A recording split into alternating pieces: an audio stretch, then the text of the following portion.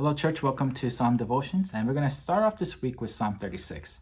And Psalm 36 is one of these Psalms where it makes you really reflect on who you are as a person and who you are before God and who God is before us.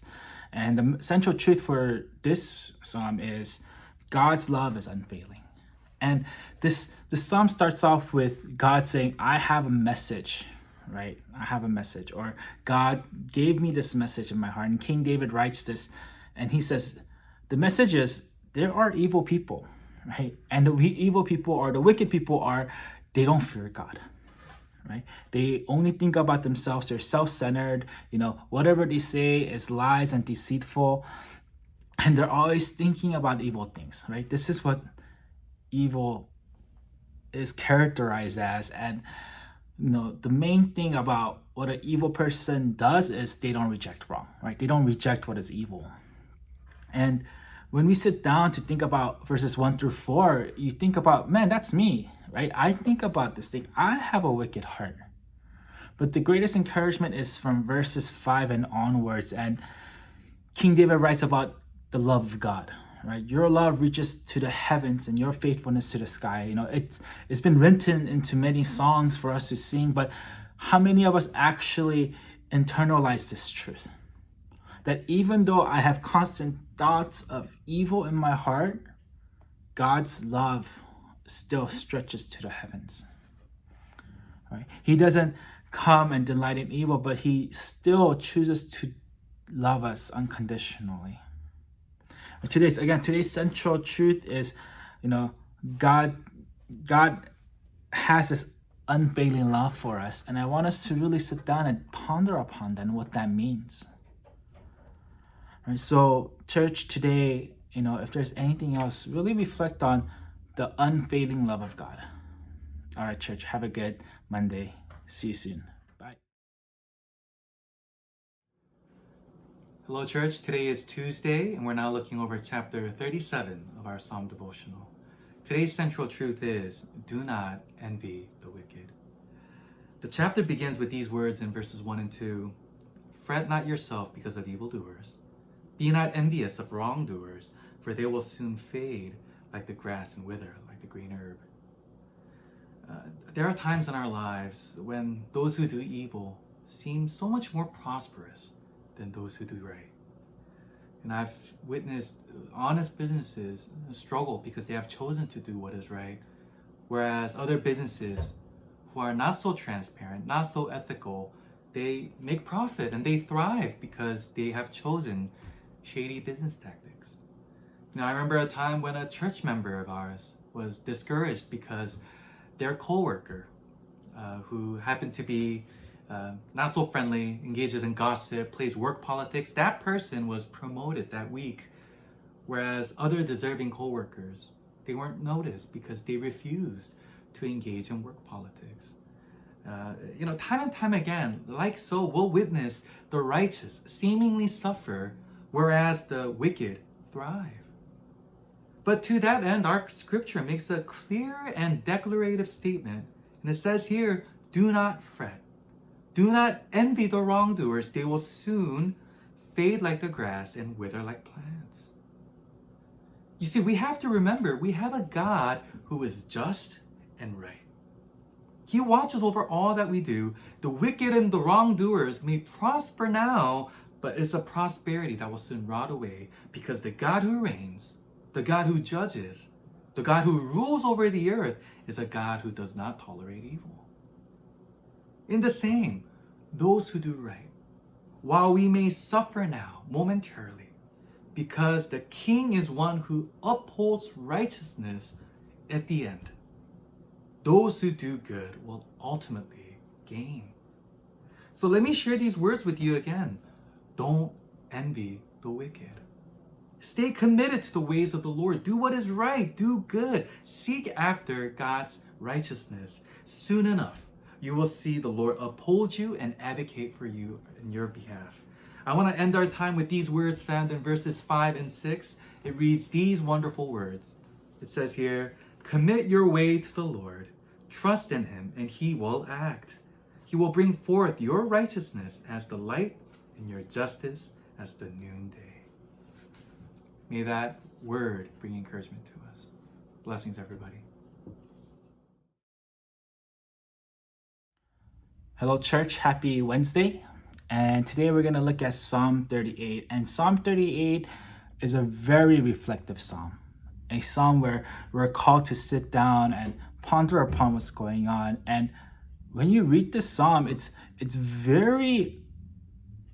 should hit our core, because I was reading this psalm and I was thinking, man, do I respond to sin that way? Do I respond to God's wrath and his presence in this manner? And that's something for us to think about as we read this psalm, right? It's meant for us to think, do I respond to sin in this way?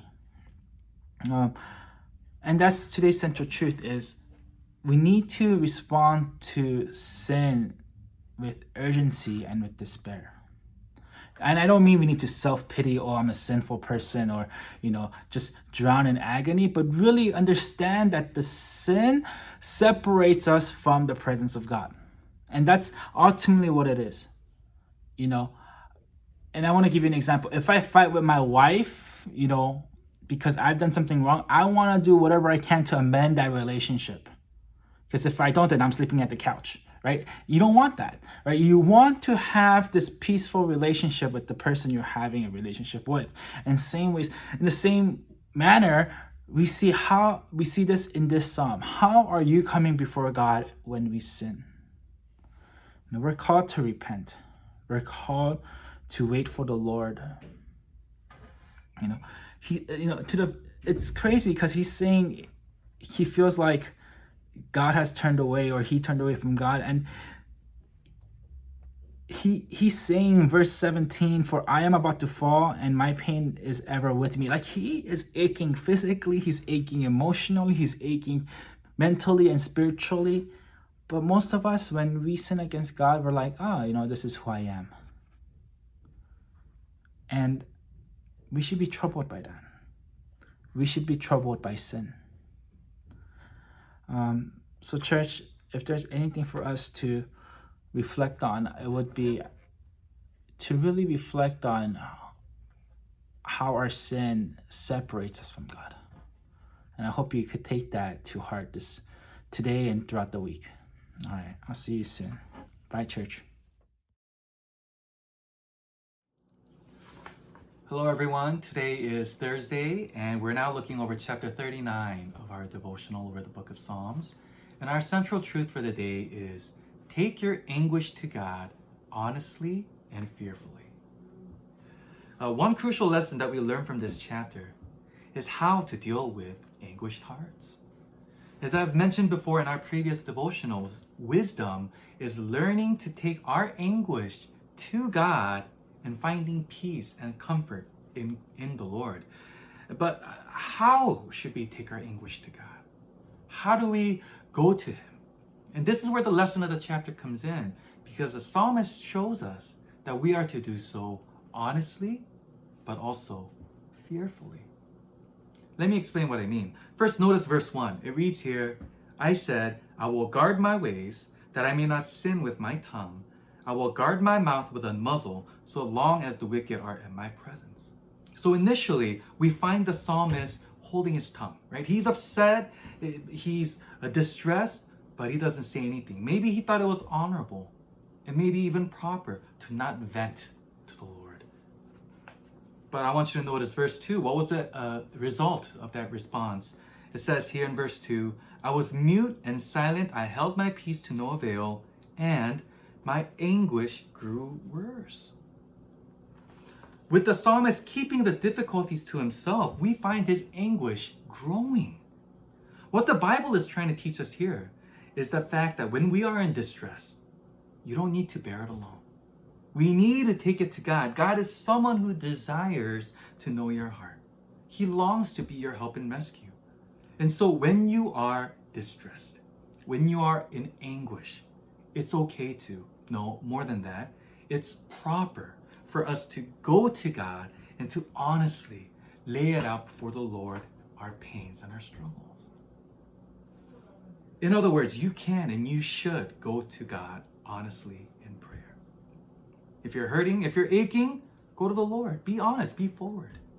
God is more than enough to take on your hurt, your pains, your scars. Now, that being said, I also want you to notice how this honest prayer was given. While the psalmist is fully honest, while he is fully transparent, he also doesn't step out of line with God. There's no cursing, there's no profanity in his prayer, because while he pours out his heart, he understands that the one who hears his prayer is a God of heaven. There is a fearful reverence yet before the Lord. A common mistake that people have about honestly praying to the Lord is thinking that it's prayer that can be said carelessly and even offensively. While we can go to God freely by grace, we have to remember He is still the King. He is still the God of the universe, and we have to approach Him with reverence and fear in our hearts. It's only when those two hearts are met together, the heart of honest prayer, the heart of fearful prayer, is only then do we possess the proper stance before the Lord, and for us to be met by and encountered by the King who longs to be our help. So here's my encouragement for all of us here. When you pray to God, pray honestly. Know that the Lord genuinely listens to your prayers and He wants to know your genuine heart. But at the same time, pray to God fearfully. Know who it is that stands before you, who hears your prayer. Go to Him with reverence. It is only fitting. And when you go to God in this demeanor, you will find Him as the good King and Father that you are truly longing for. So friends, may we encounter God in our places of prayer, and may His encounter with you bring you rescue and redemption. Have a good week, everyone. Hello, church. Welcome to Psalm Devotion. And today is Friday, and we're going to go over Psalm 40. And give yourself a pat on the back because you went to 40 Psalms. And it's really amazing. It's really great. But this psalm kind of summarizes the past 40 Psalms we've gone over in this way. Right? The central truth is God doesn't delight in your sacrifices. He delights in your desire to have His law written in your heart. And I say that because that's what verses 6 through 8 talks about. Right? Verses 6 through 8 says this: the sacrifice and offering you do not desire, but my ears you have opened. Burnt offering and sin offering you do not require. Then I said, here I am, I have come. It is written about me in the scroll. I desire to do your will, my God. Your law is within my heart. And I love this song because it says this, right? You don't desire in offering and sacrifices, right? He's saying that's not the whole point of you serving me, right? I'm not one of those gods that you need to just come and give me whatever you have. What I want is for you to come to me with your heart. And He says, but I'm going to open your ears to do so. Right? I'm going to open your ears to do so that you could stand right before me and come. I love verse 7 when He says, here I am, I have come. How many times do we approach God and say, God, here I am? Just simply, I'm here before you. Not much, right? Let's be honest. First thing we do when we wake up is we go to Instagram, we look at the news app, or we look at our stocks, right? But we never really say, God, here I am, I have come. Right? What's written in our hearts is our grades, is who can we love, or how can we love those we love, or what do I watch next on Netflix, right? But it's not the law of God. It's never the law of God. And that's something I want us to really focus on today, church. Are you coming before the presence of God? And do you have His law written in your heart?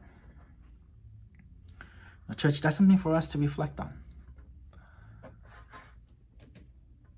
And the best way for us to reflect on is this. And I give you two examples that's written. And that's verses 2 and 3. Right? Reflect on how He lifted you out of these rough places and set your feet upon a rock. Right? Verses 2 reads this: He lifted me out of slimy pits, out of the mud and mire. He set my feet on a solid rock, and He gave me a firm place to stand. He put a new song in my mouth, a hymn of praise to our God. Many will see and fear the Lord and put their trust in him, right? Everything comes to point to this is who God is. Has he put a new song in your mouth, church? Has he put a new song in your mouth? I love verses 9 through 10 because it says this: I proclaim your saving act in great assemblies. I do not seal my lips, Lord, as you know. I do not hide your righteousness in my heart. I speak of your faithfulness and your saving help. I do not conceal your love and your faithfulness from great assembly. At the end of the day, are we declaring to who God is? Right? That will ultimately help you keep the law written in your heart, because you're remembering, God, I love you with all my heart, strength, and soul because you love me with everything. You were faithful to me. I could love others because you love me in the same way that you would lay down your life for me and call me friend. Right? In that same way, we're able to come before God and proclaim him. So church, my encouragement to you today and this week is really reflect on the greatness of who God is and his faithfulness.